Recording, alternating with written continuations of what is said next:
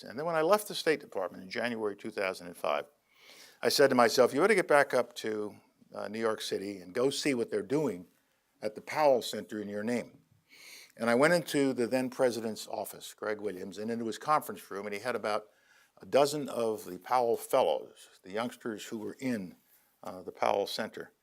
And each one of them said a few words and told me what they were doing, where they came from. And as they went around the room and I listened to these stories, these immigrant stories, these Horatio Alger stories, and how these kids had prevailed and how they work in order to stay in school. And the fact that most of them came from families that had no college graduates in those families. How it was a population in this school that is almost 80% minority and 50% immigrant. Not just the children of immigrants, but immigrants themselves. This is the population that is going to be the majority of Americans in one more generation.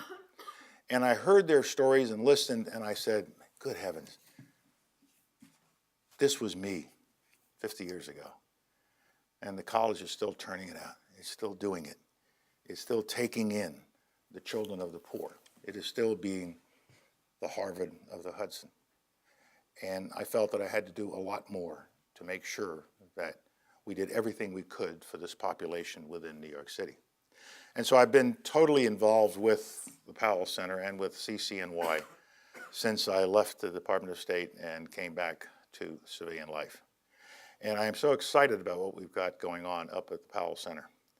I'm so excited by the service learning programs, which is not just volunteerism, but connecting the academic work of our students with work they actually do in the community.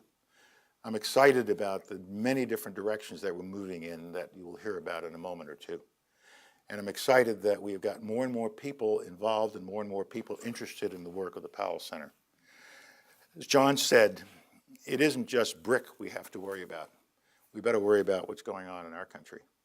We better worry about how we educate a population of minority students who are not getting through high school in the numbers that we need them to get through high school. But when we get them in college, we have to make sure they get a quality education. And that's what they're getting at the City College of New York.